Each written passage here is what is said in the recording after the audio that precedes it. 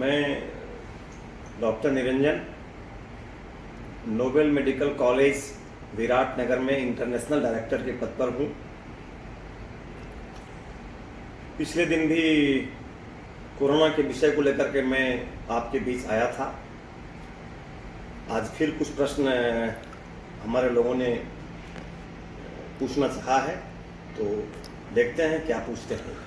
Sir, मैं आपसे एक बात पूछना चाहता हूँ कि जैसे अभी लगातार बहुत ज़्यादा केसेस बढ़ते जा रहे हैं, तो आने वाले टाइम में क्या स्थिति होने वाली है इंडिया की? देखिए, उसमें मैं दो बातें कहना चाहूँगा। सबसे प्रथम बात तो आप जान लीजिए कि अभी भारत में और नेपाल में कोरोना पीक पर नहीं आया है। इसे आने में और टाइम लग सकते हैं। अभी इंडिया में 8.5 लाख या कह सकते हैं कि 9 लाख के आसपास कोरोना पॉजिटिव लोग हुए हैं। उसमें जो रिकवरी रेट है वो काफ़ी अच्छा है, और साथ ही नेपाल में भी रिकवरी रेट काफ़ी अच्छा है। लेकिन इन्फेक्शन और बढ़ेंगे, इसलिए मैं चाहता हूं कि लोग सोशल डिस्टेंसिंग का, हैंड सैनिटाइजर का, मास्क का इस्तेमाल करते रहें और लापरवाही नहीं बरतें। इसको आप इग्नोर नहीं कर सकते हैं, और ये कोरोना अभी तुरंत में जाने वाला नहीं है। यह हो सकता है कि आपको 1 साल 2 साल तक आपके साथ चले। जब तक इसके वैक्सीन नहीं आ जाते हैं तब तक आपको कोरोना के साथ जीना पड़ेगा, सोशल डिस्टेंसिंग रखनी पड़ेगी। सर, मैं एक बात और पूछना चाहता हूँ कि बहुत सारा कंट्री बोल रहा है कि हमने कोरोना का वैक्सीन बना लिया है, और सब लोग दावा कर रहा है कि हम बहुत जल्दी वैक्सीन उतार देंगे, और कुछ एक जो अदर मेडिसिन है उनसे भी ट्रायल चल ही रहा है। तो क्या सर, उस हिसाब से क्या लगता है कि लोग को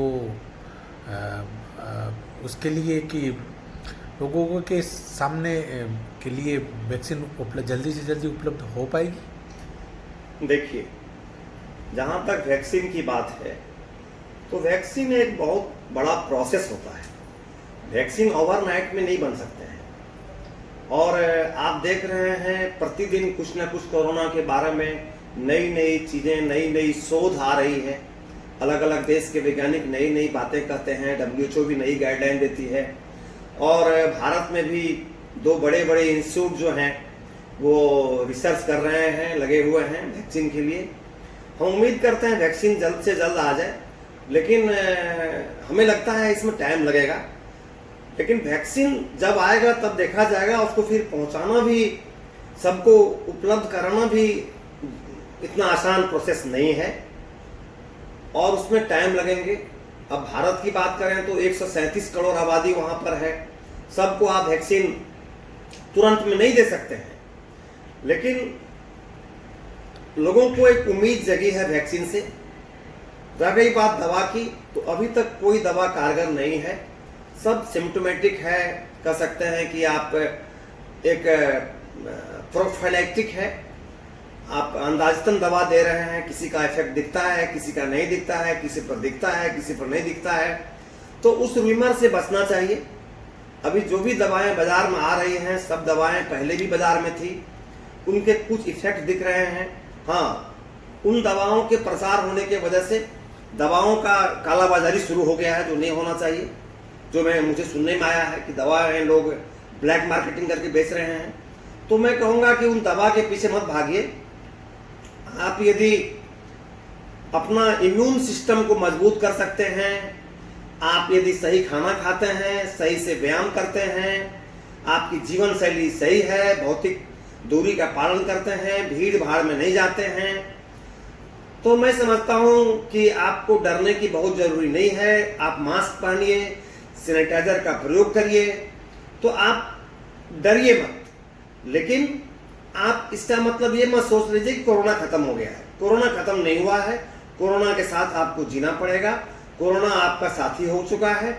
आपको सोशल डिस्टेंसिंग का पालन करना होगा, और अचानक से बाजार भी बंद नहीं हो सकते, अब उसके साथ चलना होगा आपको। सर एक और बात तो आपसे पूछनी थी कि अभी जो कोरोना का दौर चल रहा है उसमें कुछ लोग जैसे फिल्म इंडस्ट्री से ले लीजिए या डॉक्टर्स ले लीजिए, तो बहुत ज़्यादा लोग आत्महत्या कर रहे हैं, तो उसका कारण क्या कोरोना है या कुछ और? देखिए, ये बहुत जेन्युइन क्वेश्चन है। जब से कोरोना पेंडेमिक शुरू हुआ है तब से अगर हम इंटरनेशनल लेवल पर देखें और भारत की बात करें तो आत्महत्या की दर बढ़ी है। उसमें कोरोना भी एक कारण है, क्योंकि लोगों में कोरोना की वजह से एक भय पैदा हुआ है।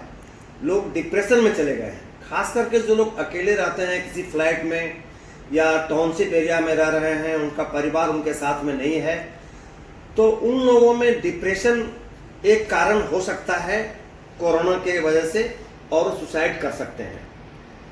लेकिन जहां तक मेडिकल स्टूडेंट्स या डॉक्टर की बात मैं करूंगा, तो जो रेजिडेंट डॉक्टर सुसाइड करते हैं जैसे एम्स में कर रहे हैं, तो मैं समझता हूं कि उसके पीछे भी 2-3 कारण होते हैं।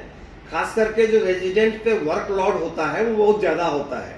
जूनियर रेजिडेंट पर वर्कलोड बहुत ज़्यादा होता है। कुछ डॉक्टर्स उसको झेल लेते हैं, कुछ नहीं झेल पाते हैं। तो जो नहीं झेल पाते हैं, अगर उसकी सही से काउंसलिंग नहीं हुई तो वो हमारे जो बच्चे हैं वो सुसाइड के लिए मजबूर हो जाते हैं। और अभी तो एक वातावरण भी है, वो देख रहे हैं लोग प्रतिदिन मर रहे हैं। तो जब किसी डॉक्टर के सामने में डेली मरना मरना मरना सा क्रिया शुरू हो जाता है तो उनके मन में एक डर पैदा होता है। उसके वजह से अगर उसको सही से काउंसलिंग नहीं मिला, परिवार का साथ नहीं मिला, तो ऐसे माहौल में लोग सुसाइड कर सकते हैं। इसलिए अभी परिवार को साथ में रखना बहुत जरूरी है। परिवार अगर आपके साथ में है, आपके मम्मी पापा आपके साथ में है, बच्चे अगर सब लोग आपके साथ में है, तो मैं समझता हूँ कि वहाँ पर सुसाइड करने की जो संभावनाएं हैं वो कम हो जाती हैं। लेकिन जहाँ लोग अकेले रहता है और वो डॉक्टर है, डॉक्टर पेशा में जुड़ा हुआ है, कोरोना में उसकी ड्यूटी है, या रेजिडेंट डॉक्टर है, तो अकेलापन के वजह से भी कभी कभी उदासी आती है। और उसमें कोरोना कह सकते हैं कि उसमें एक प्लस का काम कर दिया है। तो इसके वजह से भी सुसाइडल टेंडेंसी लोगों में बढ़े हैं और सुसाइड लोगों ने किया है। रह गई बात फिल्म इंडस्ट्रीज की, तो अभी आपने देखा होगा सुशांत सिंह राजपूत सुसाइड किया, अभी भी उसके जांच चल रहे हैं। तो फिल्म इंडस्ट्रीज की बात अलग है, बहुत रंगीन दुनिया है। वहाँ पर एक दूसरे के पैर खींचने वाले, स्ट्रगल करने वाले बहुत ज़्यादा लोग हैं। उस चकाचौंध की दुनिया में कुछ लोग टिक पाते हैं, कुछ लोग नहीं टिक पाते हैं। लेकिन फैक्ट है, वो चकाचौंध भरी दुनिया बाहर से जितनी चमकीली दिखती है, हसीन दिखती है, अंदर से बहुत खोखला है। और वहाँ पर लेग पुलिंग बहुत ज़्यादा होता है। और जो लोग बम्बई इंडस्ट्रीज के किसी खानदान से नहीं हैं, अगर बाहर से वहाँ जाते हैं तो उनको बहुत स्ट्रगल करना पड़ता है। और वो अगर स्ट्रगल करने में सफल हो जाते हैं तो भी उसका विरोध होता है। एक शब्द आया नेपोटिज्म का, वो सबसे अधिक बम्बई इंडस्ट्रीज में देखने को मिल रहा है इन दिनों। तो उसके वजह से भी लोग सुसाइड कर रहे हैं, जो नहीं झेल पाते हैं उसके प्रेशर को। सुशांत सिंह हो सकता है कि नहीं झेल पाया हो प्रेशर को, लेकिन वो जांच का विषय है क्यों आत्महत्या किया। लेकिन उससे पहले भी लोगों ने आत्महत्या किया है। तो ये आत्महत्या मैं समझता हूँ कि मानसिक रूप से यदि आप कमजोर हैं, आपको अगर थोड़ा सा मोटिवेशन नहीं मिल रहा है, तो ऐसे लोग आत्महत्या ऐसे कदम उठा लेते हैं, जो हम कह सकते हैं कि ये भी एक मनोरोग है। Thank you sir.